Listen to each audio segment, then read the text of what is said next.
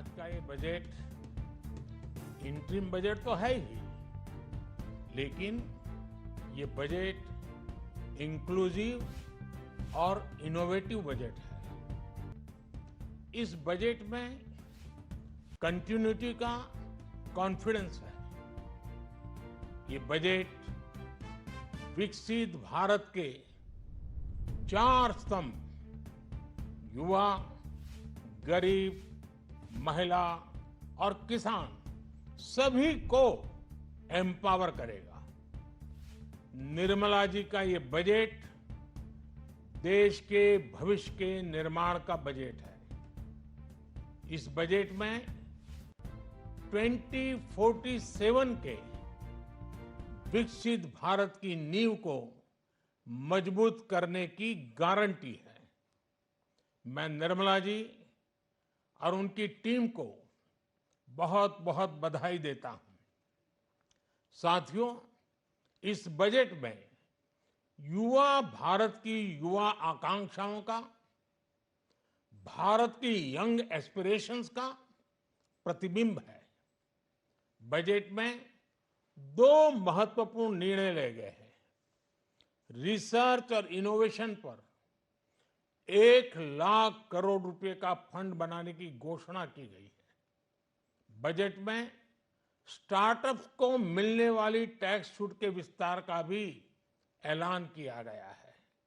साथियों, इस बजट में फिस्कल डेफिसिट को नियंत्रण में रखते हुए कैपिटल एक्सपेंडिचर को 11,11,111 करोड़ रुपए की ऐतिहासिक ऊंचाई दी गई है। अर्थशास्त्रियों की भाषा में कहें तो एक प्रकार से स्वीट स्पॉट है।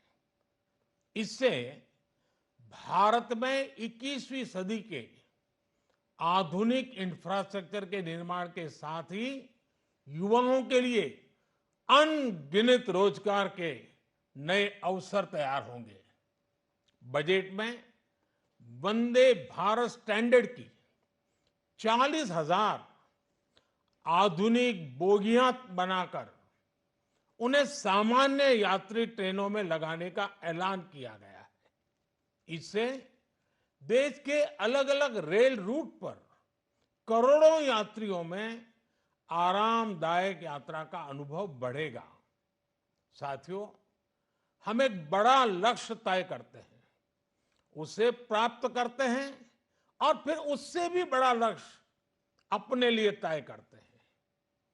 गरीबों के लिए हमने गांवों और शहरों में 4 करोड़ से अधिक घर बनाए।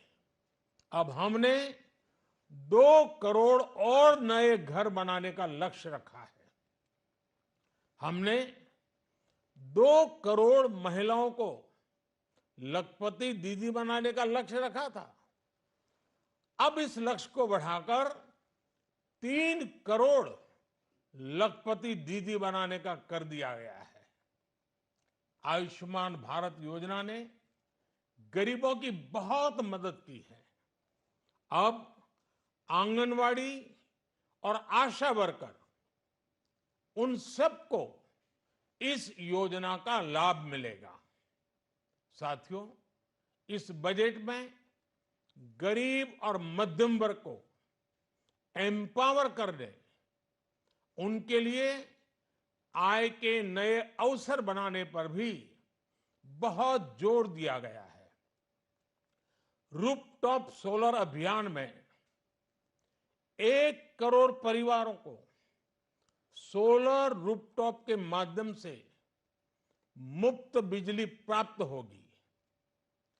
इतना ही नहीं, सरकार को अतिरिक्त बिजली बेचकर लोगों को 15 से 20 हजार प्रति वर्ष की आय भी होगी और ये हर परिवार को होगी।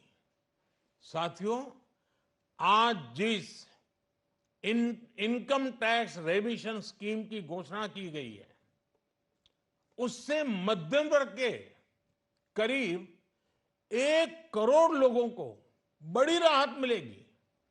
पिछली सरकारों ने सामान्य मानवी के सिर पर दशकों से ये बहुत बड़ी तलवार लटका कर रखी थी। आज इस बजट में किसानों के लिए भी बहुत महत्वपूर्ण और बड़े निर्णय लिए गए हैं। नैनो डीएपी का उपयोग हो, पशुओं के लिए नई योजना हो, पीएम मत्स्य संपदा योजना का विस्तार हो और आत्मनिर्भर ऑयल सीड अभियान हो। इससे किसानों की आय बढ़ेगी और खर्च कम होगा। मैं एक बार फिर सभी देशवासियों को इस ऐतिहासिक बजट के लिए शुभकामनाएं देता हूं। बहुत बहुत धन्यवाद।